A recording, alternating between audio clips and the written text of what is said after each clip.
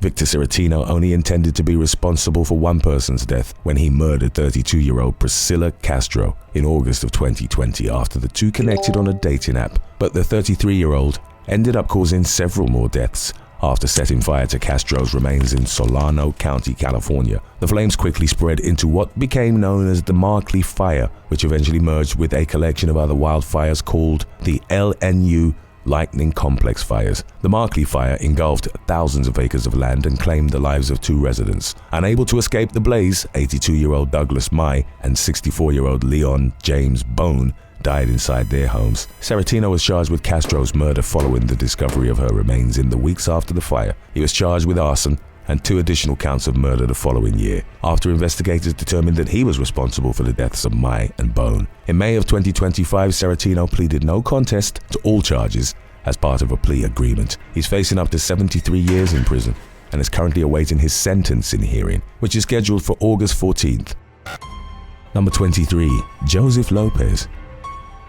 In what one prosecutor later described as a brutal, unprovoked attack, Phoenix, Arizona police officer Morgan Bullis was shot while responding to a car accident shortly after 9 a.m. on March 24, 2023. The shooter, 30-year-old Joseph Lopez, had crashed the vehicle into the front yard of a residence. He fired 5 bullets at Bullis, who was struck in the left hip and hit in the mouth with shrapnel. At the time, Lopez was already a known gang member with 5 prior felony convictions on his rap sheet. Records show that he had previously served a 6-year prison stint for burglary, as well as a 2-year sentence for misconduct involving weapons and a 1-year term for criminal possession of a forgery device. He was also on probation for a prior case when the incident involving Officer Bullis occurred. After shooting Bullis, Lopez barricaded himself inside a nearby residence for several hours, while law enforcement attempted to negotiate a peaceful surrender. When it became clear that he wasn't going to comply,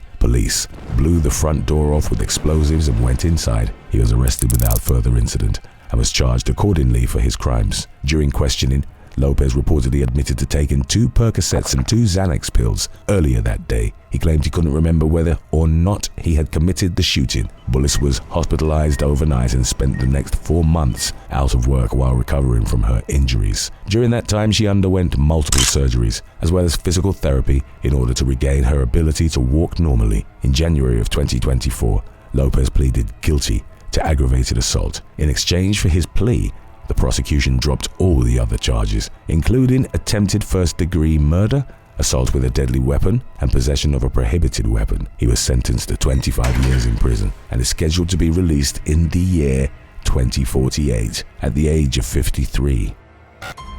Number 22. Joshua Boren. On January 16, 2014, a 34-year-old Utah police officer named Joshua Boren decided to resolve his marital problems by killing his family. The bodies of Boren's wife, 32-year-old Kelly, the couple's 2 children, Joshua and Haley, and Boren's mother-in-law, 55-year-old Marie King, were found in the family's Spanish Fork home with gunshot wounds to the head. Boren himself was also found dead at the scene. Several months later, a 145-page investigative report revealed that the Borens' marriage was at its breaking point when the massacre occurred. Kelly had told Joshua that she planned to leave him after learning that he had drugged her on multiple occasions, then filmed himself assaulting her while she was unconscious. Law enforcement had also recently learned of the assaults from Joshua's therapist, who informed the police of what she knew due to her status as a mandated reporter. Hours before the killings, Kelly had confronted Joshua about the attacks over text message, telling him that she hated her life because of him and saying, "You killed a part of me." She also stated her intentions to leave Joshua, who decided to deprive her of the ability to follow through with that plan. Kelly's mother, a British national, had moved in with the family just months before the murders. Speaking to BBC News after the investigation's report was released, Marie King's sister, Jeanette Malpass, said that she'll never come to terms with what happened and that she was disgusted by what Joshua Boren did to her niece. She also revealed that the victim's surviving relatives learned about the murders through Facebook before hearing from official channels via the Foreign Office. Malpass emphasized how there is no such thing as closure for the devastated family, and that watching the aftermath of the tragedy unfold was like watching a scene from someone else's life. Number 21. Darlie Routier.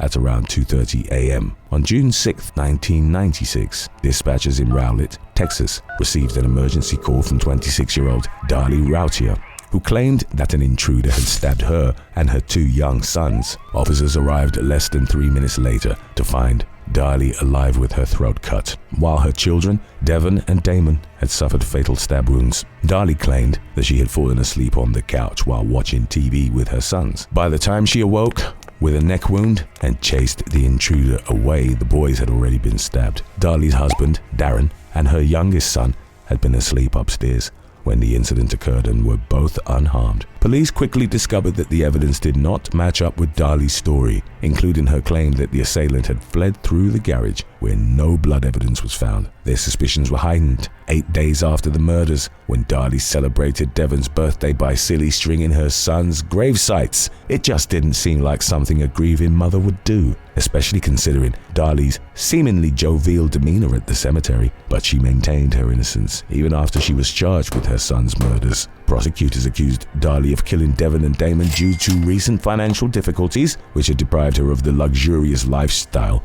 she had gotten used to due to Darren's success as a software developer. The defense argued that Darlie had no logical reason to murder her sons, especially given the meager value of their life insurance policies, and in early 1997 a jury found her guilty as charged. She was sentenced to death by lethal injection but continues to fight the case from behind bars with support from her ex-husband Darren, who divorced her in 2011 but still believes in her innocence.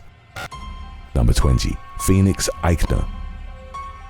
Minutes before noon on April 17, 2025, a gunman opened fire on staff and students at the Florida State University campus in Tallahassee, later identified as a 20-year-old student, Phoenix Ikner. He killed 45-year-old Tyru Chaba, who worked for a vendor that services the university, and 57-year-old dining coordinator Robert Morales. At least 5 others were wounded before a campus police officer spotted Ikner in a shooting stance and shot him in the jaw. Ikner spent several weeks in the hospital before being booked into custody on 2 counts of murder and 7 counts of attempted murder. The public was shocked to learn that he's the stepson of a Leon County Reserve deputy and that he committed the shooting with his stepmother's service weapon. Born Christian Gunnar Eriksson, Ikner was at the center of a bitter child custody dispute between his biological parents throughout much of his upbringing. He also reportedly took medication for various mental health issues, with a need for regular access to doctors, which became a point of contention when his mother tried taking him to her home country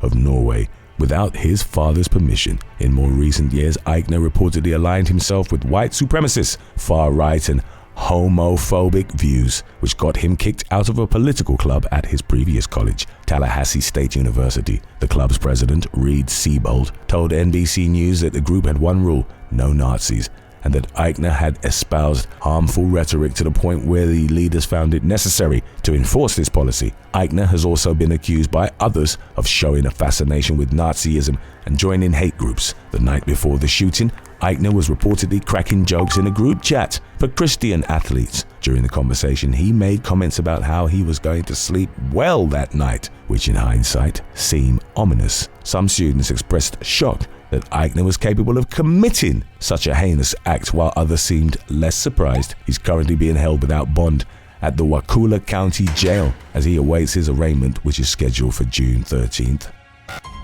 Number 19. Xavier Babudar.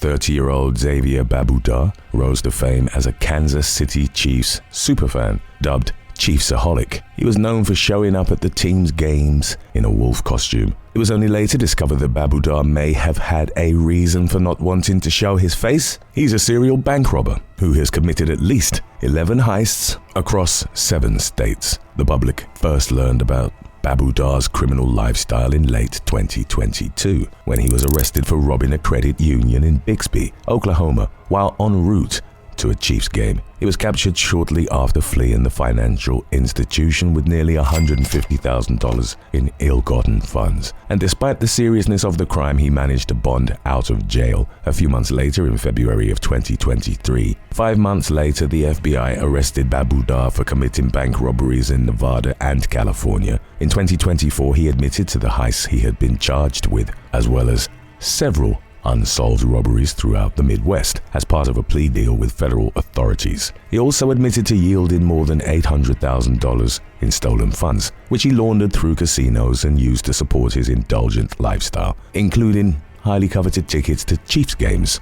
Under the agreement, Babudar was sentenced to 17.5 years in federal prison, but he'll remain behind bars for much longer than that, owing to a 32-year sentence he received in the state of Oklahoma for robbing the credit union in Bixby. The term will run concurrent to his current sentence, which means that Babudar will serve 14.5 years in an Oklahoma state prison once he's finished serving his federal time. While that may seem like a long time, Tulsa County District Attorney Steve Kunzweiler said that he thinks Babudar caught a break and that a life sentence would have been more appropriate given the trauma and suffering he has caused to his victims.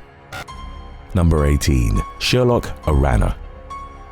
37-year-old Bronx resident Sherlock Arana already had 20 prior arrests under his belt, including 2 hate crime attacks on women, when he was arrested in May of 2025 for assaulting a 70-year-old grandmother in a New York City subway station. Described in reports as a random attack, the incident occurred at around 10:30 a.m. at the Lexington Avenue and 53rd Street station on Manhattan's East Side. The victim, Janet Parvizia, was enjoying the second last day of her vacation to the Big Apple from Los Angeles when she was attacked. She was walking through an underground pathway when the suspect shoved her, causing her to fall and hit her head on the ground. Arana fled the scene and was captured 2 days later after some keen-eyed officers spotted him in another subway station. Speaking with the New York Post after the assault, Parvizia said that she didn't understand why the authorities kept letting Arana go after his previous crimes, given his documented history of violence, adding he's going to kill somebody. Back in 2015, Arana was convicted of attacking 2 women whom he believed were of Indian descent. The assaults were racially motivated, leading Parvizia, who's of Iranian descent, to wonder if Arana had mistook her for being Indian. Arana was sentenced to just 9 months in jail for the previous attacks after being convicted of a 3rd-degree hate crime assault charge. Arana is currently facing 2nd-degree assault and harassment charges. Records show that he's being held at Rikers Island with bond set at $45,000. Parvizia told the Post that she's glad her attacker is in custody because she doesn't want the same thing to happen to anyone else, and that she has visited New York City many times but is reluctant to return, especially considering the completely unprovoked nature of the assault. Number 17. Bella May Culley. After finishing her spring semester at college in April of 2025, 18-year-old British national Bella May Culley vacationed in the Philippines with a friend. 3 weeks later, she decided to visit Thailand on a whim after deciding not to join her friend in Ibiza. Culley told her mother that she was planning to meet with some friends she had made during some previous travels, but she mysteriously went radio silent, prompting her concerned family to report her missing after they stopped hearing from her. The young woman resurfaced a week later in an equally inexplicable fashion when she was arrested for drug smuggling at Tbilisi International Airport in Georgia. She was reportedly caught with 30 pounds of cannabis in her suitcase and will remain in custody for at least 2 months while the next steps in her case play out. During a court hearing, she claimed she was pregnant, which has only heightened her already panicked family's concerns for her well-being. It remains unclear how and why Culley ended up 4,000 miles away from Thailand. Her family and friends describe her as a normal student, and her 80-year-old grandfather has speculated that she was taken advantage of by criminals, despite conceding that his granddaughter is intelligent. But she also reportedly has suspicious ties to Eastern Asia, including being listed as the director of 2 companies with Chinese connections. According to news reports, one company specializes in the sale of particular products, while the other is cryptically described as retail sale via mail order houses or via internet. Culley has also made some social media posts that are now causing suspicion, including a photo of her holding a large wad of cash. If she's found guilty as charged, Culley will face a prison sentence of anywhere from 20 years to life. For now, her loved ones are doing everything they can to support her while hoping to avoid the worst case scenario. Number 16. Nikolai Vilkov. May 5th, 2025 was anything but an ordinary day for law enforcement personnel in Martin County, Florida, where 29-year-old Russian national Nikolai Vilkov allegedly stole a 68-foot luxury yacht and led police on a high-speed water chase, sparking fears that he planned to flee to the Bahamas. The ordeal began shortly after 1 o'clock in the morning, when Vilkov was accused of stealing a towboat. He was seen wandering near some docked boats at a marina in Jupiter before fleeing in the stolen watercraft, which got stuck on a sandbar. The suspect ditched the first boat and managed to elude police for the next 10 hours. At 1 p.m., he was seen chatting with customers outside another local restaurant. Fellow patrons later told law enforcement that they saw Vilkov embarking from the 3-story, $2 million yacht that he led police on a second pursuit with. Multiple police boats began trailing the yacht, which had been reported stolen, but they were at an extreme tactical disadvantage due to the much smaller size of their boats and the limited number of marine officers operating them. The authorities closed the drawbridge along the Indian River in an attempt to end the pursuit, but they were forced to reopen the bridge due to safety reasons, giving Vilkov an opportunity to continue fleeing. Officers finally saw an opportune moment to disable the yacht about a quarter-mile downstream when they noticed that Vilkov was struggling to maneuver the vessel. Working together, several police-operated boats pinned the yacht against the shoreline, stranding it in place and making it impossible for the culprit to steer it elsewhere. Initial attempts to force Vilkov out of the yacht using tear gas and breaching rounds were unsuccessful, but he eventually surrendered peacefully. He was charged with grand theft of a motor vehicle, aggravated fleeing and eluding, and resisting arrest without violence, and is being held on an immigration detainer, which means that he's slated for deportation and will be handed over to federal custody in the event that he's freed from county lockup. Number 15. Mark Vawter.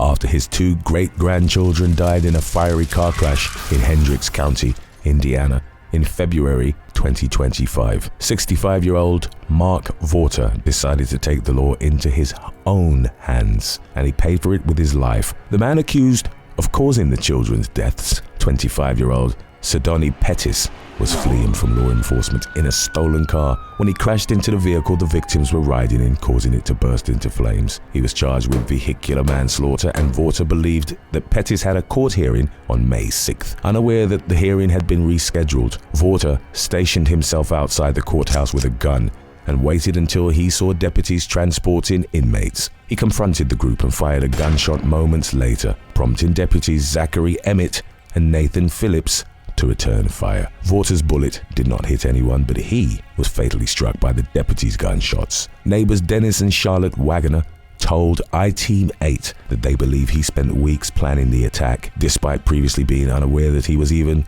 related to the 2 children who perished in the car wreck involving Pettis. While speaking to the news outlet, the couple said that Vawter had recently told them he only had weeks to live, only to realize in hindsight what he meant by the statement. Now, a family that was already coping with the loss of 2 of its youngest members must also come to terms with the disturbingly tragic death of its patriarch. The deputies involved in the exchange of fire have been placed on administrative leave, in accordance with the agency's standard protocols, while an investigation is carried out. In the meantime, prosecutors have asked the judge overseeing Pettis' case to allow him to attend court remotely in the future, noting that his in-person presence could create the opportunity for further attempts at vigilantism or reprisals, thereby putting other lives at risk.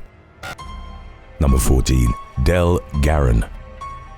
58-year-old Dell Garren had just joined the Ranlow Police Department in North Carolina as a reserve officer when he was arrested for stalking in October 2024. The retired Cherryville cop was accused of lurking outside the home of an ex-girlfriend and looking into her car at night, despite her repeated instructions not to return to the residence. Garren resigned from the Ranlow force just minutes after learning that he was under investigation. He was arrested on a second stalking charge 2 months later, in December 2024, after the victim procured evidence that the unwanted contact had continued and that Garren had been seen creeping in the woods behind her house. The accused serial stalker was arrested for a 3rd time during the spring of 2025 when he was accused of violating an order of protection while out on bond and wearing an ankle monitor. Prosecutors claimed to have video footage which shows Garren following the victim's vehicle, while the defense argued that the victim consented to the alleged unwanted contact. Despite the defendant's alleged violations, the judge allowed him to remain on an ankle monitor under strict conditions as the case continues. Number 13. Yostin Andres Mosquera. British police made a gruesome discovery while responding to a complaint about a man behaving suspiciously near the Clifton Suspension Bridge in Bristol. While the suspect was gone by the time officers arrived, he had left behind 2 suitcases containing the dismembered partial remains of 62-year-old Albert Alfonso and his partner, 71-year-old Paul Longworth. 2 days after finding the remains, authorities charged 35-year-old Colombian national Yostin Andres Mosquera with the murders of both men. Prosecutors accused the defendant of filming intimate encounters between himself and the victims before killing them both in a calculated fashion. In April of 2025, Mosquera admitted to 1 count of manslaughter, but denied committing murder, claiming he lost self-control and acted in the heat of rage. The case took a shocking turn in May of 2025 when the judge called off the proceedings in the middle of Mosquera's trial due to discrepancies with some of the evidence, including the times of certain internet searches that the defendant is accused of making. Jurors were dismissed and the judge ordered the parties to reconvene for a pre-trial review hearing in mid-June. Number 12. Jack Stilwell.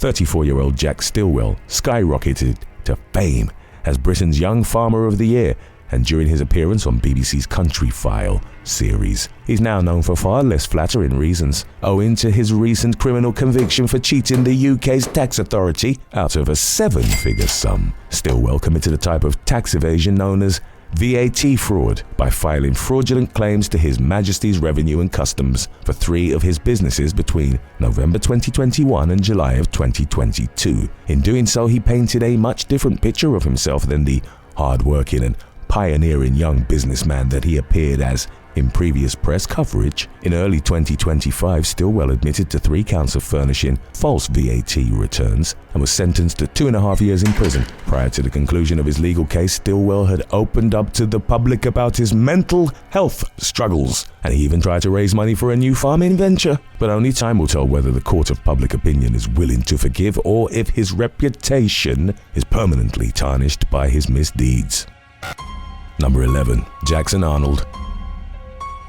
When a young South Carolina woman caught her half-dressed ex-boyfriend lurking in her shower in the middle of the night in May of 2025, he offered a bizarre explanation that he was playing a harmless prank to lighten the mood. 25-year-old Jackson Colum Arnold covered his face with a pair of the woman's bike shorts and a hat, and was completely undressed from the waist down. When the victim found him inside her home, the woman later told police that Arnold held a knife to her throat and made slashing motions without actually touching her skin when she pushed him away. She didn't even realize that the man attacking her was her ex-boyfriend until she ripped the bike shorts off his face while he choked her. The victim said that she feared for her life and thought Arnold was going to assault her at the very least, while Arnold claimed that he was trying to surprise his ex, supposedly in a good way, after they argued over text the day before. His car was found parked hundreds of feet from the residence, and police believe he deliberately left his cell phone at home in case the victim was tracking his location on Live 360. Arnold is facing charges of assault and battery,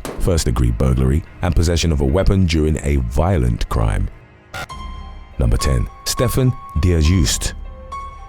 An argument between 2 Florida men erupted into deadly gunfire on Mother's Day weekend, leaving one young athlete dead and landing his adversary behind bars. 19-year-old University of Northwestern football star Nathaniel Bernard Jennings had traveled from Minnesota to Melbourne to visit his mother for the holiday when he got into a disagreement with the accused shooter, 24-year-old Stephan Dieujuste, outside a bar at around 2 o'clock in the morning. Jennings was pronounced dead at a nearby hospital. In the meantime, police questioned Dieujuste, a former Eastern Florida State College basketball player, who claimed that he had acted in self-defense. He's been held at the Brevard County Jail on a manslaughter charge, while police continue to investigate the incident, which was reportedly captured on video. Authorities have yet to reveal whether the 2 men knew each other and have not disclosed the nature of the argument that preceded the shooting.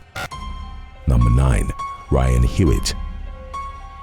79-year-old grandfather and military veteran James "Jim" Norman was cleaning his car outside a Norco, California gas station one afternoon in May of 2025 when he was blindsided by a carjacker, later identified by police as 29-year-old Ryan Hewitt. The suspect jumped into the driver's seat and sped off, dragging Norman against the pavement for a half-mile as the senior citizen clung to the back seat. Onlookers called police, who found Norman along a roadside where he had been ejected from the vehicle. He was pronounced dead at a nearby hospital, and investigators found the stolen vehicle abandoned after tracking it with help from Norman's daughter, who had attached an earpod to the car for safety reasons. Hewitt was located and arrested nearby and is currently in custody on murder and carjacking charges. Norman's daughter, Nicole Lauritsen, told ABC7 that she believes Hewitt knew her father was holding on for dear life as he stepped on the gas. She said that she hopes her father died quickly rather than suffering,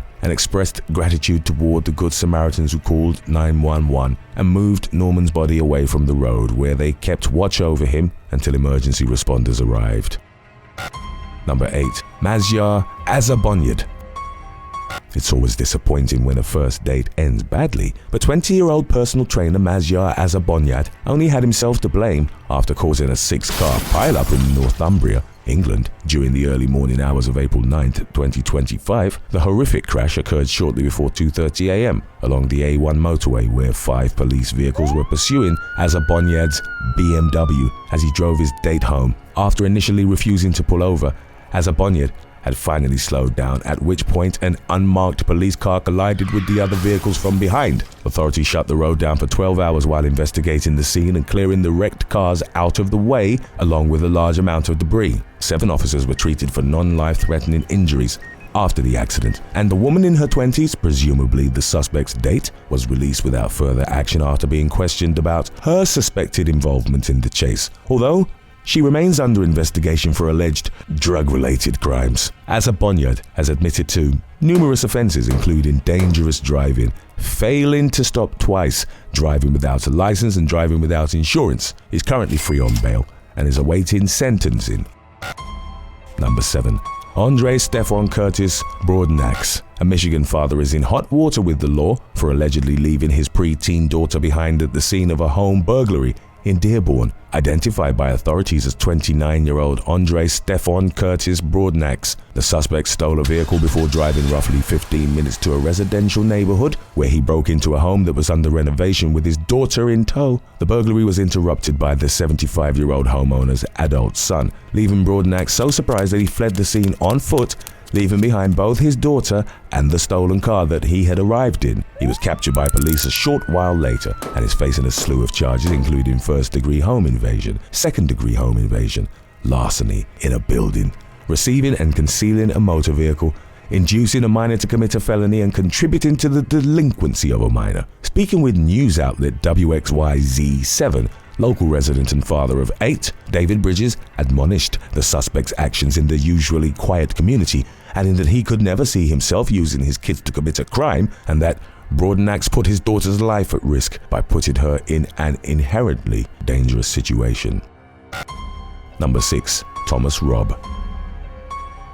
A 22-year-old British national found himself potentially facing hard time in an American prison after seriously injuring 2 children in a car crash and fleeing the US using a fake passport. The tragic incident happened in Rockland County, New York in July of 2022 when Thomas Robb collided head-on with another vehicle while driving the wrong way down a one-way street in a rented BMW. He sped past at least 2 warning signs before hitting a Chevy Cruze, which then slammed into a Dodge Challenger. 2 brothers suffered severe injuries while their mother and 4 other victims were also hurt in the wreck. One of the boys was rushed to the emergency room with a critical head injury, while the other spent a week in the hospital. Robb fled the scene and was arrested shortly thereafter on 11 charges, including assault, leaving the scene of an incident with serious physical injury, reckless endangerment, and reckless driving. He jumped bail just days later and was arrested in Britain after entering the country with his twin brother's passport. Robb was extradited to the US, where he pleaded guilty to all counts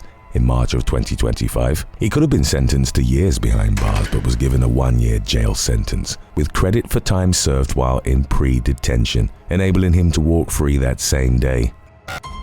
Number 5. Courtney Brown. While responding to a multi-vehicle crash in St. Louis County, Missouri, on May 12, 2025, police found 2 bleeding and unresponsive children in one of the cars involved in the accident. Their mother, 27-year-old Courtney R. Brown, had walked away from the scene despite being ordered by an officer not to go anywhere. The kids were rushed to the hospital where they reportedly remain intubated with serious injuries. Brown was detained about a mile from the crash scene by a Missouri state trooper who noticed signs of intoxication, including a relaxed demeanor, slow deliberate movements, watery and bloodshot eyes, and confused speech. She was taken to the hospital where tests detected amphetamines and cannabis in her system and was subsequently charged with 2 counts of DWI with serious injury, 3 counts of leaving the scene of an accident, 1 count of operating a vehicle on a highway without a valid license, and 2 counts of child welfare endangerment. Brown was released from custody after posting a $100,000 bond and is currently awaiting a preliminary hearing. Number 4. Jamie Feith.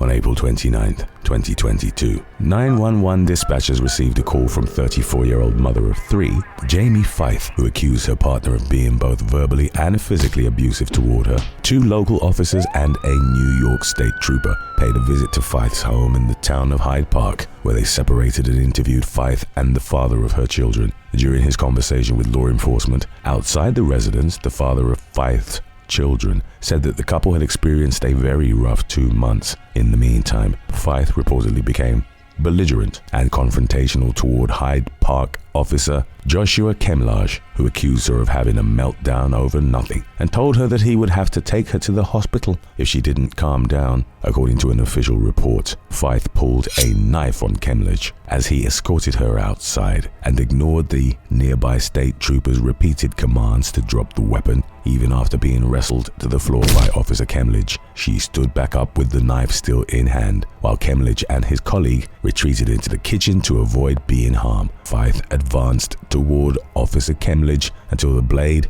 was within arm's reach, at which point Kemlage opened fire on the disturbed woman. He fired 4 shots, causing Feith to collapse onto the ground, and one of the other officers removed the knife from her hand. Emergency medical responders were immediately called to the home, but their efforts to resuscitate Feith were unsuccessful, and she was pronounced dead at the scene. In July of 2023, roughly 15 months after the incident, authorities announced that Kemlage would not face criminal charges. Based on the evidence, investigators determined that a prosecutor would likely be unable to disprove beyond a reasonable doubt that the officer's use of deadly force was justified under the law.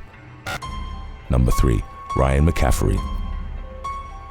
A high school teacher is facing 11 charges in New York and 6 in New Jersey for using Snapchat to solicit explicit material from minors. 37-year-old Ryan McCaffery fell under investigation in New Jersey in 2022, while authorities in New York began looking into his alleged crimes in December of 2024. He was charged in New Jersey in February of 2025 following the execution of a search warrant at his home, but was not charged in New York State until May, when he turned himself in to the police after learning that he was wanted. According to prosecutors, McCaffery solicited inappropriate videos and images from underage teens in 2022 and 2024. 9 days before he surrendered to law enforcement, McCaffery resigned from his position at Riverside High School in Long Island, where he taught social studies and coached student athletes. His alleged crimes occurred outside the scope of his teaching job, according to authorities, who have vowed to keep parents and the public informed of any crucial developments in the case.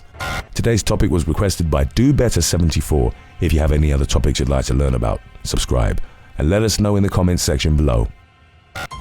Number 2. Nia Ayers.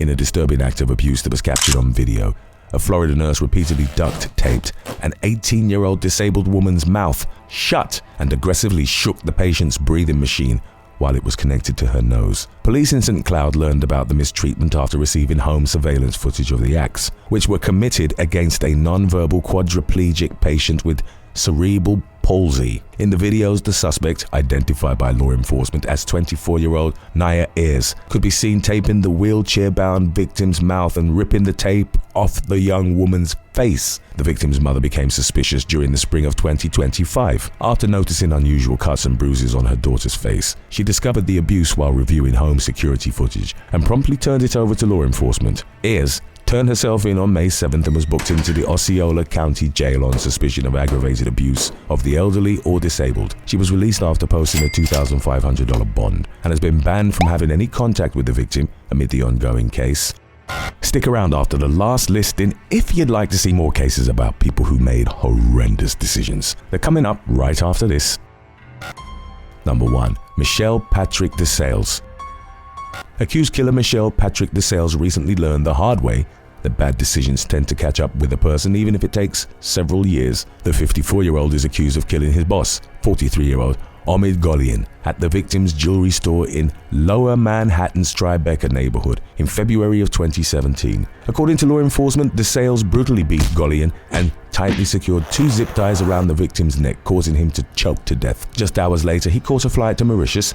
He remained in the island nation until May of 2025, when authorities arrested him and extradited him to the US, where he faces a second-degree murder charge. Former employees of Garland record knowing that something was very wrong when the business remained closed on Valentine's Day. For reasons that remained unclear until after Garland's death, he had called an employee and told them not to come into the store shortly before authorities believe he was killed. The circumstances leading up to his death and Desalles' alleged motive for the crime have yet to be revealed.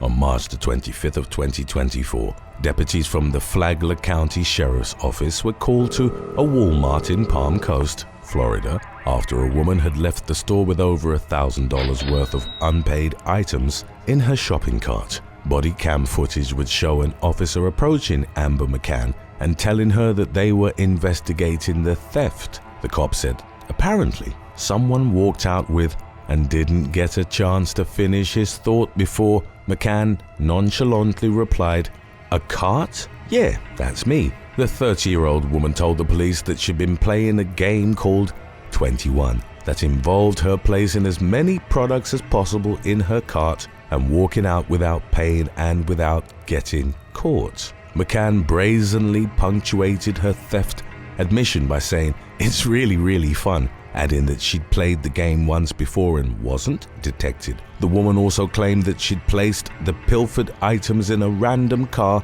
that was open. Upon learning that the police were on their way, McCann eventually admitted that she'd lied to the police and that the vehicle actually belonged to her boyfriend, adding that he wasn't aware of her illegal activities. She said, "My boyfriend doesn't know that I steal," before noting that she was going to be really in trouble with him. Aside from the items she'd stolen from Walmart, law enforcement discovered illegal drugs and paraphernalia inside the vehicle. McCann was found to be in possession of a digital scale, hashish, a glass pipe with burnt residue, and bags of marijuana, methamphetamine, and alprazolam. Additionally, the police recovered various precious metal bars from a locked safe. McCann's game resulted in her being arrested for theft, multiple counts of drug possession, and trafficking in methamphetamine.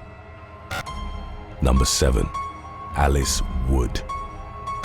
After attending a party in Henley, England, on May the 6th of 2022, Alice Wood and her fiancé, 24-year-old Ryan Watson, returned to their address in Cheshire. The couple had been dating since 2020 and they'd recently bought a £120,000 home together. Wood was a Manchester University philosophy student and had a scholarship for a part-time research master's at Cambridge, while her boyfriend was a support worker at Headway, a brain injury charity. On May the 6th, they'd attended a birthday party with Watson's colleagues. The couple, who'd both been drinking heavily during the event, began arguing. The reported crux of the dispute was Wood accusing her partner of clicking with another woman at the party. Wood, who was nearly double the drink-drive limit, drove herself and Watson home in the latter's car. Upon arrival, she exited the vehicle and got into her Ford Fiesta. In the moments that followed, the couple became engaged in what was described as a game of chicken, which was captured on CCTV. As Watson approached the Ford, Wood reversed the vehicle, nearly hitting him. She then rammed him head-on while he was on his phone, sending him flying onto the hood. After the man had risen to his feet, Wood drove at him a third time. She slammed her Ford into Watson and he became trapped under the bumper.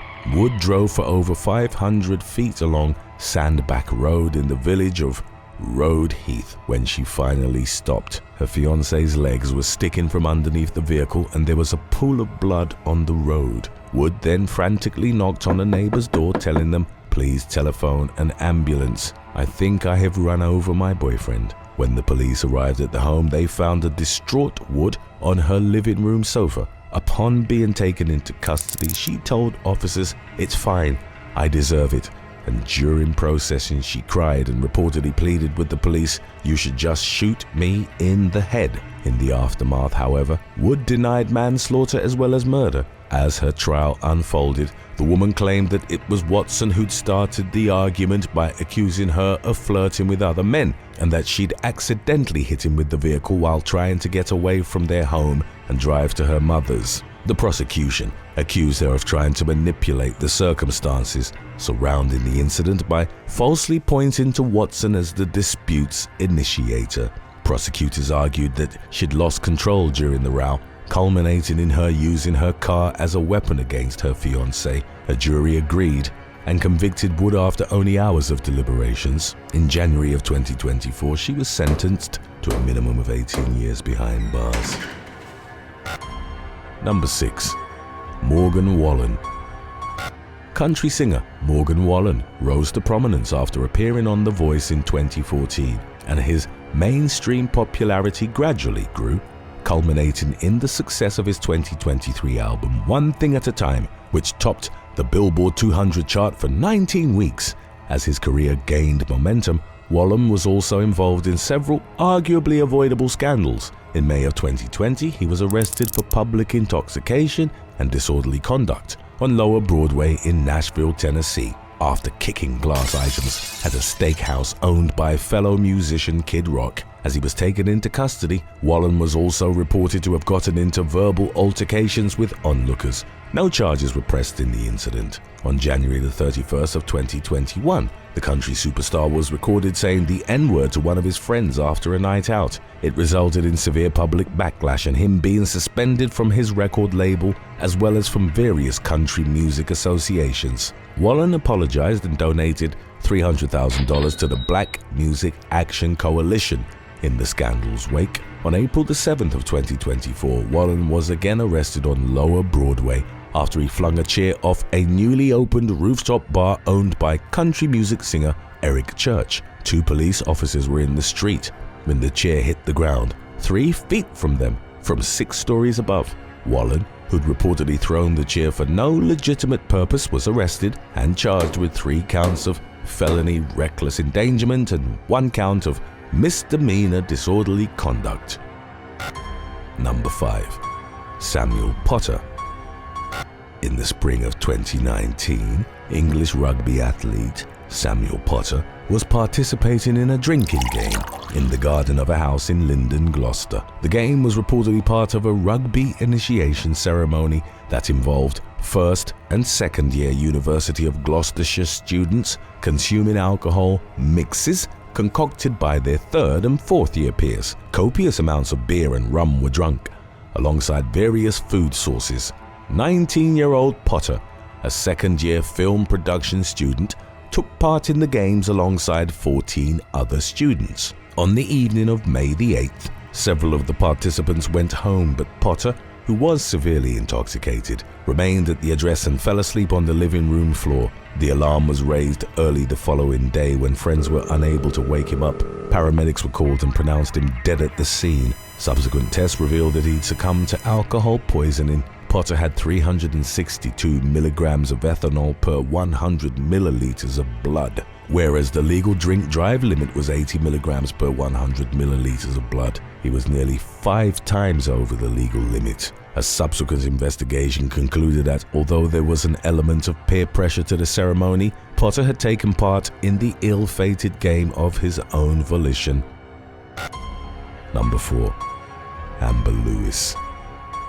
On the morning of April the 24th of 2019, Alabama woman Amber Lewis called Millbrook police to report that there was a burglar in her home. Deputies went to the address but found that the alleged intruder was actually the woman's husband. They subsequently discovered that 33-year-old Lewis had placed the call to get revenge on her partner for having an affair. The hoax backfired when law enforcement detected the pervasive odor of marijuana inside the home. Officers found marijuana, cocaine, and other drugs all over the property, including in the bedroom of the couple's child. Lewis was arrested and charged with making a false report to law enforcement, second-degree possession of marijuana, and chemical endangerment of a child. Her husband was also arrested for drug possession. When asked to speculate on how Lewis had imagined the outcome of her actions, Millbrook Police Chief P.K. Johnson told a local media outlet, "Your guess is as good as mine. What her goal was, I have no idea." Number 3. Rashid Brimmage. A 92-year-old New York City woman, only identified as Geraldine, was pushing a shopping trolley while on her way to a pharmacy in June of 2020. As she walked near 3rd Avenue and East 16th Street in Gramercy Park, Manhattan, she passed 31-year-old Rashid Brimmage, who was walking towards her from the opposite direction. In the moments that followed, CCTV captured Brimmage extending his arm and shoving Geraldine's head without warning or provocation.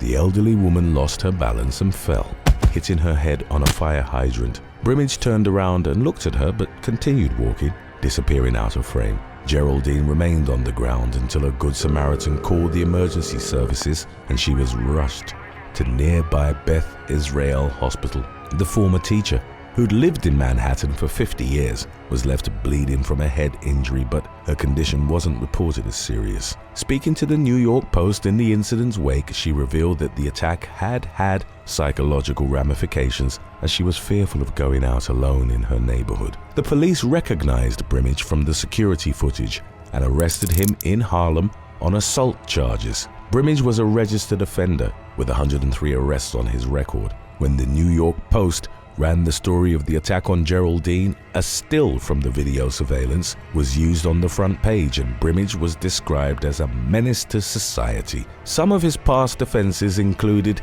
exposing and fondling himself on an East Harlem street or grabbing a woman's behind at a 3rd Avenue deli, in addition to dozens of other petty crimes. Number 2. David Forster. Englishman David Forster, a former soldier, was out with friends in the Newcastle city centre during a bachelor party on June the 18th of 2011. When the group went to Sam Jack's pub, they decided to test their strength on the venue's punch ball machine. 32-year-old Forster, who was also a former boxer, scored 900 out of 1,000 on the arcade machine but faced quick and dire consequences. The forceful blow split his hand open, leaving him bleeding profusely. The man was taken by ambulance to the Royal Victoria Infirmary, where it was determined he'd suffered severed tendons. He required 12 stitches and the insertion of a metal plate in his hand. He contracted an infection in the aftermath that resulted in him having plastic surgery to rebuild his hand. Forster was unable to work for over 6 months, had to undergo physiotherapy, and feared that he was going to lose his house as he was unable to pay his mortgage. In the aftermath, he sued Sam Jacks for £8,000 in damages for the injury. Lawyers for the pub claimed that Forster was drunk and that he'd missed the ball with his punch, hitting the machine's metal framework. The man's legal team, however, argued that CCTV footage showed he'd connected with the ball and walked away. The suit's outcome remained unclear. If you haven't seen it yet, then stay tuned after number 1, because we've got 12 bullies who got what they had coming to them lined up for you. Number 1. Gillian Metcalfe Incident. In 2013, British lawyer Gillian Metcalfe went to Brazil to celebrate her 50th birthday alongside her husband Charlie and their 2 daughters. While in the state of Amazonas, the family was traveling by speedboat on the Rio Negro, heading to the luxury Juma Amazon Lodge located 60 miles southeast of the state capital, Manaus. At some point during the September trip, their boat stopped to refuel at a floating petrol station. Their boat operator and another boatman then became involved in what Charlie later described as a stupid game of deer. Neither of the boatmen altered course while heading towards each other, and they collided. Gillian was killed instantly, while her daughter Alice, who was in her late teens at the time, suffered head injuries.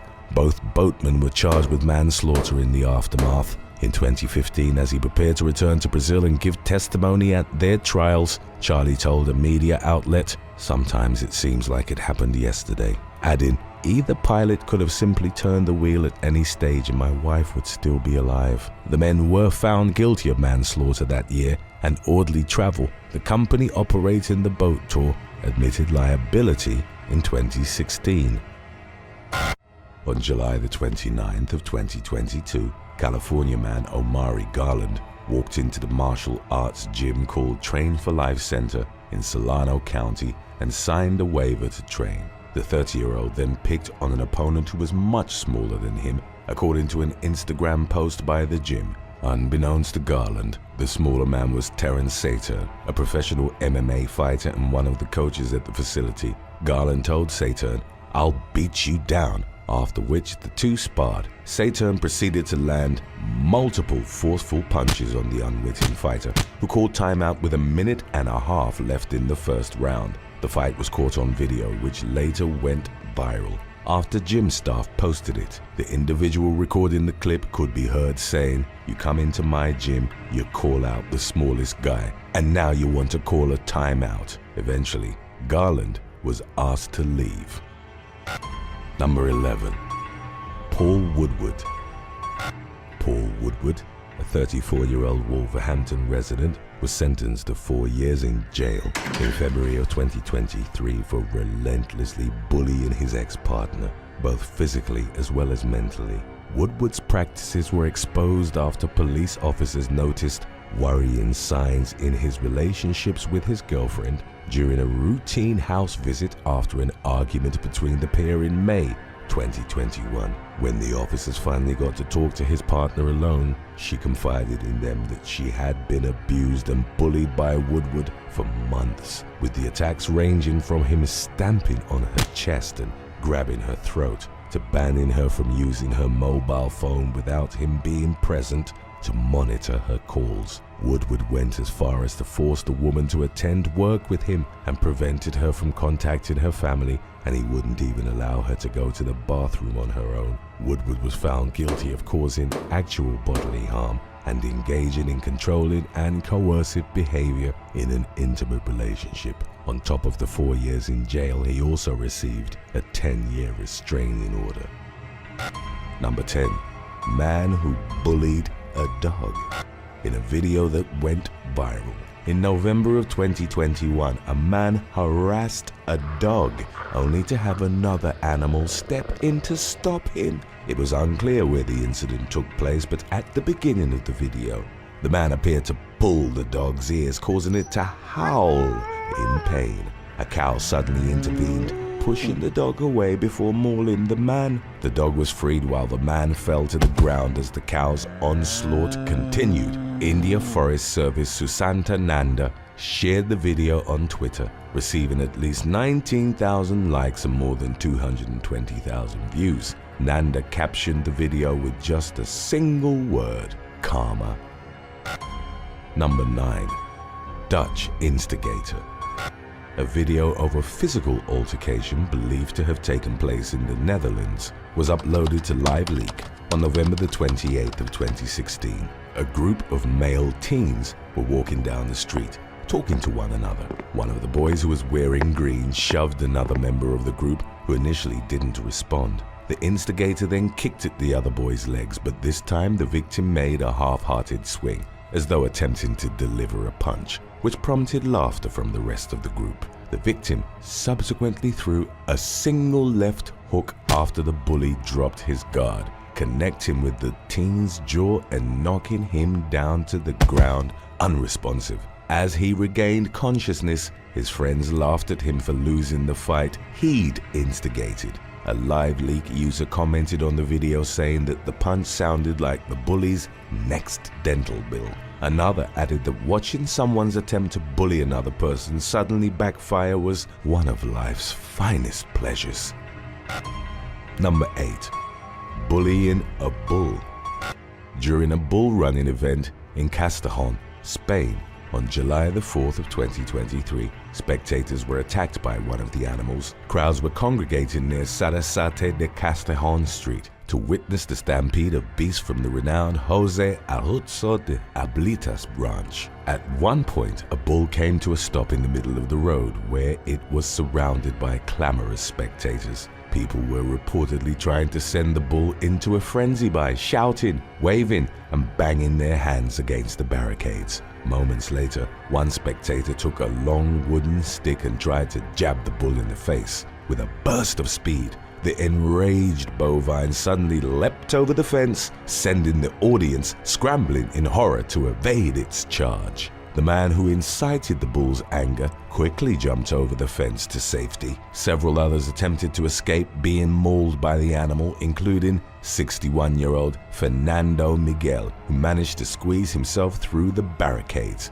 He avoided the bull's horns, but the sheer force of the passing beast caused him to lose his balance, sending him toppling over backwards. After the back of his head hit the road, he was knocked out cold. Several onlookers subsequently ran over and carried him to safety. 82-year-old Teresa Martinez Pascual was also injured, suffering a stomach wound after the bull crashed into the protective barrier. She was transported to a nearby hospital where she was treated and successfully placed in stable condition. Meanwhile, Miguel, who suffered a severe cranial contusion, eventually regained consciousness. Fortunately, he avoided serious injury and didn't require further medical attention, so he was discharged from the hospital later that night. Number 7. Glen Mould.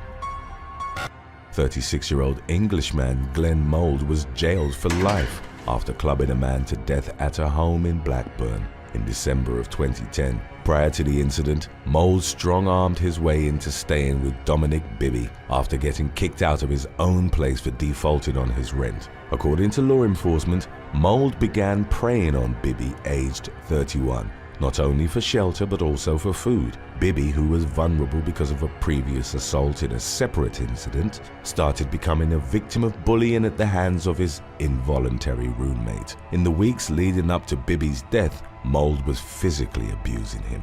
Officers believed that sometime between December the 17th and 20th, Mould carried out the killing after Bibby defied his orders to have his motorbike insured. Detective Superintendent Neil Hunter said that Mould chased Bibby through every single room of the house before battering him with a baseball bat. Hunter added that it was an evil crime during which the victim sustained at least 40 strikes. Bibby's lifeless body was found on December the 22nd.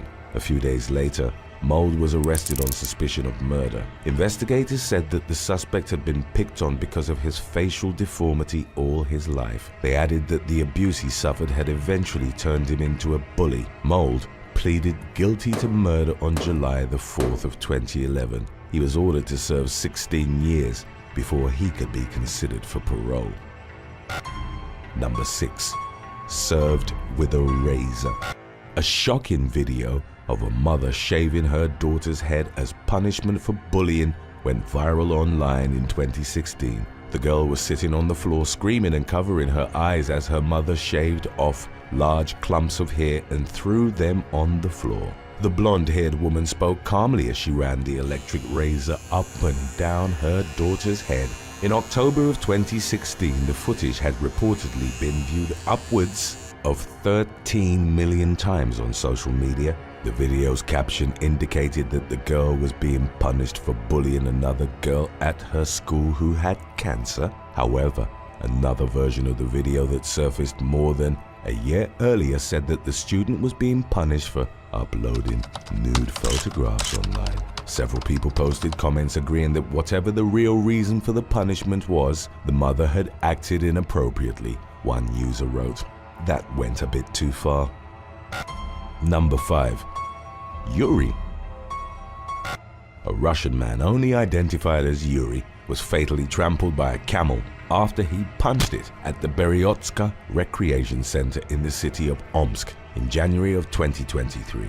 The deadly incident began to unfold as the 51-year-old watchman approached the camel and, attempting to move the animal, pulled on its reins. However, Yuri struggled to move the camel, so he struck it in the face. When he tried to get the camel to move a second time, it wheeled around and grabbed the man with its teeth before flinging him around. Yuri was later found lying motionless in the snow, which was soaked in blood. He reportedly sustained severe trauma to his head and body. He was rushed to the hospital where he succumbed to his injuries. According to E2W News, many people placed the blame for the incident squarely on the watchman for provoking the camel. Nevertheless, authorities decided to put the animal down to prevent future attacks. Number 4. Haley. In January of 2014, a North Carolina mother sparked outrage by shaming her teen daughter for participating in cyberbullying. Kara Schneider learned that her daughter Haley was tormenting others via the internet. The woman subsequently forced Haley to pose for a picture with a sign that said she was selling her iPod as punishment. The sign read, "I make poor choices with social media." It also mentioned that the money from the sale would be donated to the charity Beat Bullying. Kara then uploaded the photo to Facebook, and other online platforms disseminated it as well. When the post went viral, it received varying reactions from commenters. Some supported how Kara managed her daughter's punishment, but others believed that ironically enough she was cyberbullying the teen by posting the picture. A Facebook user commented that humiliating a child to teach her not to humiliate other children was terrible parenting. Number 3. High school bully. A pugnacious high schooler was knocked out after trying to humiliate another student who was smaller than him. The incident, which took place at an undisclosed location in the US, was reported by the Daily Mail on June the 27th of 2016. The bully, who was wearing a red t-shirt, reportedly provoked the other teen, who began taking his shorts off before turning to face his tormentor and delivering a right hook. He followed the punch by tackling the other student to the ground. While the bully was lying on the floor of the school, the shorter boy punched him again. Meanwhile, other students watched on, shouting in shock and surprise. Number 2. Star. A Texas woman named Star made her 5th grade son wear a shirt that read, "I am a bully," to school on September the 14th of 2018 after she'd heard he'd been bullying other kids. The boy was a student at Greenleaf Elementary in Splendora. His teachers complained that he'd been calling classmates stupid and idiots, according to 5 News. After hearing this from the teachers, Star said that she wanted to do something that would teach the boy to take other people's feelings into consideration. She then spoke with school officials about making her son wear the shirt in question, and they reportedly supported the punishment. The school released a statement reiterating that parents have the right to make their own decisions about their children. The statement also mentioned that a counselor checked on the student throughout the day to make sure he was okay. In an update, Star said that her son had learned from what transpired, claiming that he'd already been treating his sisters and cousins better. Number 1. Jennifer Nelson. On October the 7th of 2022, Jennifer Nelson from Mastic Beach, New York, was accused of running over a teenager as revenge for the boy allegedly bullying and robbing her son. 35-year-old Nelson's lawyer, Paul D'Amelia, told the New York Post that the woman received a frantic telephone call from her son, who was being bullied and physically assaulted in the parking lot outside William Floyd High School. D'Amelia mentioned that Nelson's son had been bullied at school numerous times leading up to the day in question. When Nelson arrived at the scene a few minutes later, she found her son shoeless and surrounded by tormentors. According to Suffolk County District Attorney, Nelson confronted the teenagers with a knife and a bat. She then grabbed her son and went across the street to the school to file a complaint. After that, she ran over one of the bullies in the Manhattan Bagel Shop parking lot. with her 2020 Honda Passport. She subsequently put the car in reverse and drove over the victim again. The boy sustained bruises, abrasions, a punctured lung, and fractures to his ribs and pelvis. Court records indicated that Nelson was arrested the following day. She was charged with attempted murder, assault, reckless endangerment, and leaving an accident scene that resulted in serious physical injury. Police later charged 2 teens in connection with the robbery of Nelson's son, but the hit-and-run victim wasn't named as a suspect. Nelson was later released on her own recognizance. As of the latest updates, Nelson had pleaded not guilty in February of 2023. Thanks for watching. If you could take back one decision or action from your past, what would it be and why? Let us know in the comment section below.